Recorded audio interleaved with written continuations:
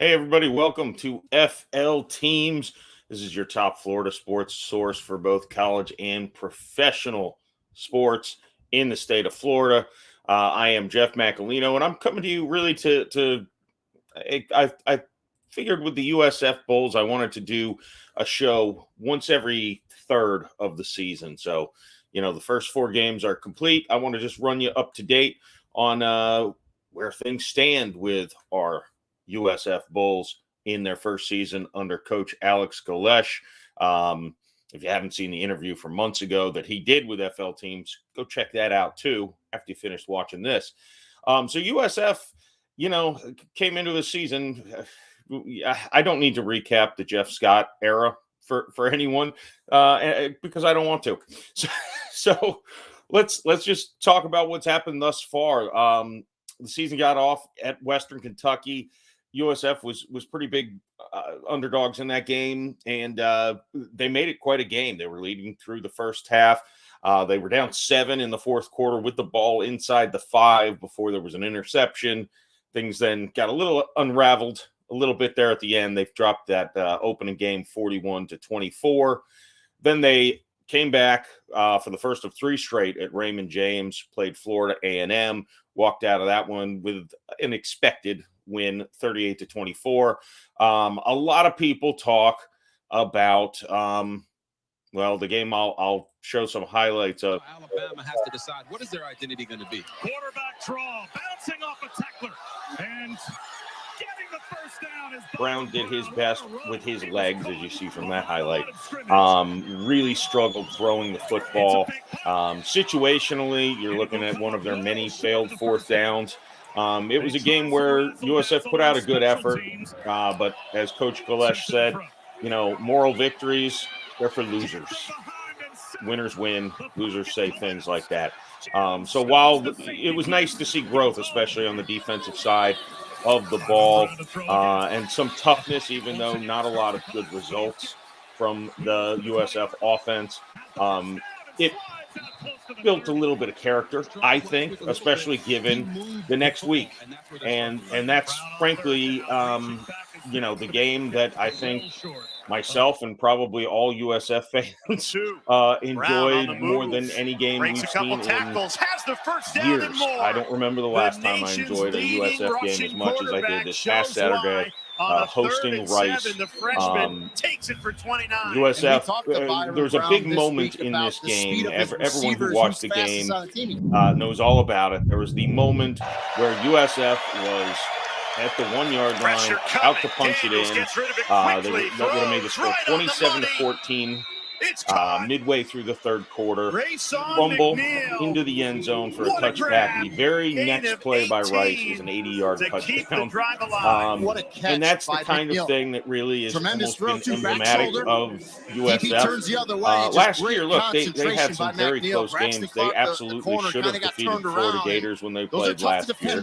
They came back and should have been able to hold on to a win over UCF at the end of last year. They played teams like Tulane tough.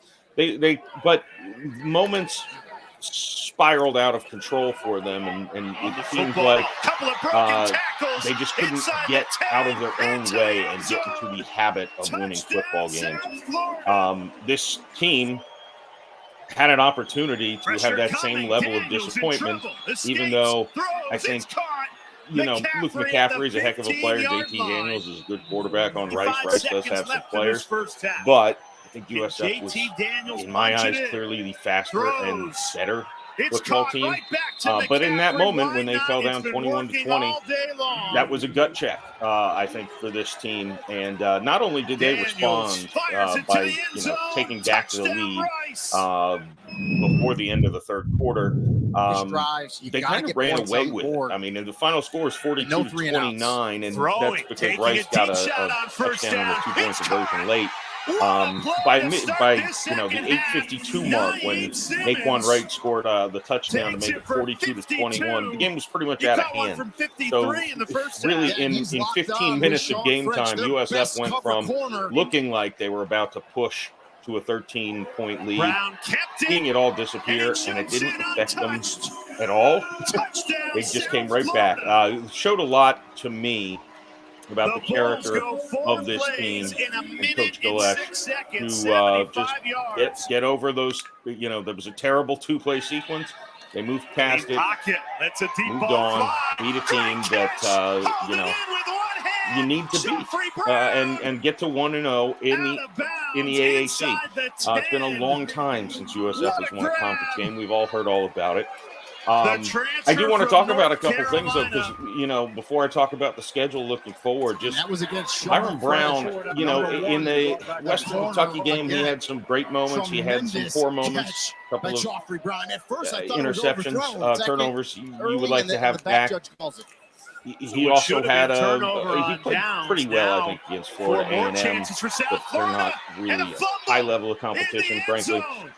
He was great running the ball against Alabama, and I don't even blame him throwing the ball. It seemed like in that game they just could not get open at all. The wide receiver talent was something I was harping on, especially when you watch two transfers playing in nationally televised games for another school. It was getting under my skin. And the guy who made that disappear was Byrum Brown, throwing for 435 yards against Rice, but also Naeem Simmons, 8 catches on 8 targets, 272 yards, just out of this world speed. And look out for him in conference play. USF is going to have the legs to beat some of these teams that they are going against. And they've got what looks to be a pretty strong duo in the backfield. They got Byrum Brown, who leads all FBS quarterbacks in rushing yards.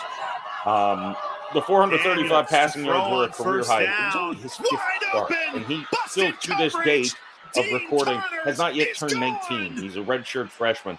So I think sometimes myself as a fan, I even get a little harsh on him. But he doesn't make that many mistakes for a kid that young, who really USF is going to rely on the same way they did, Quentin Flowers back in the day, to DJ Daniels, to basically be their entire offense. But he sure came through in a big way against Rice. As long as Simmons can keep burning down the field. Sean Atkins had a good game on a lot of the underneath stuff. Hopefully Coffrey Brown's caught a couple of long balls. He got a 59-yarder against Rice. Hopefully they can get a little more contribution from other parts of the roster, maybe in the receiving game as well. We'll see, but at least there looks to be a lot of hope with USF's offense seeming to click into high gear against Rice.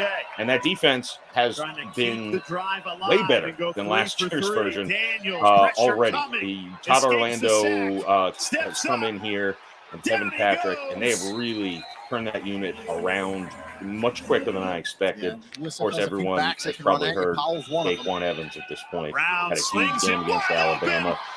Was the nation's leader in tackles for loss. He did get one more against Rice. I'm not sure if he's still leading the nation in tackles for loss. He is having a fantastic season, and the defense is really outperforming what I've expected as Nate Simmons walk in for his touchdown that I mentioned against Rice. And by the way, if there was any doubt about Brown's ability to throw the ball down the field, especially I heard some rumblings in the Alabama game from some people, maybe associated with FL teams, that they didn't know he had the arm. I think this game answers he has the arm.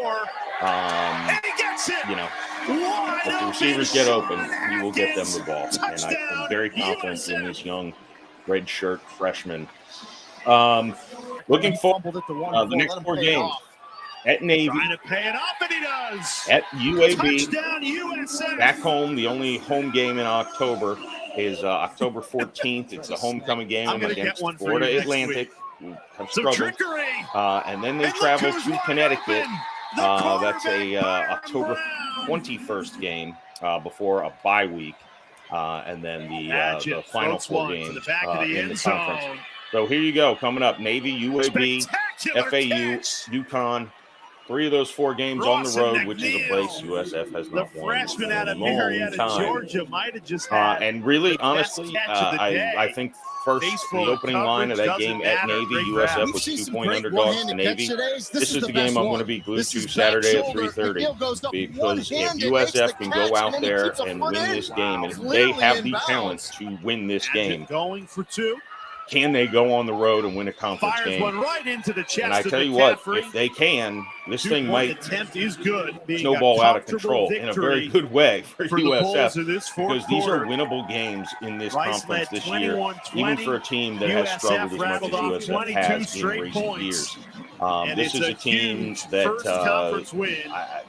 I think has a higher ceiling than maybe I thought. At the beginning, coming into this season, I'm maybe the recency bias of the game with Rice has me a little amped up here, but I think USF could be a bowl eligible team this season in Alex Golesh's first year, and just look out from there, because they're able to rattle off 6+ wins this year. Have to imagine he's going to get some more great recruits coming through, and who wouldn't want to play with a quarterback who's got a few years ahead of him here at USF.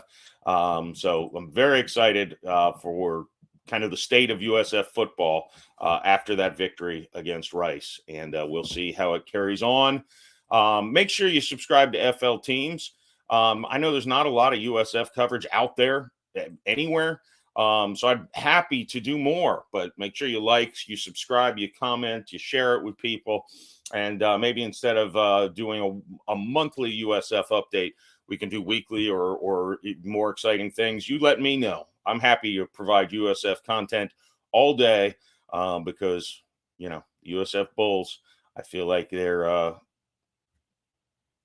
things are looking up for the first time in a while. So, again, remember, hit the subscribe button. Follow FL Teams for all your top Florida sports news.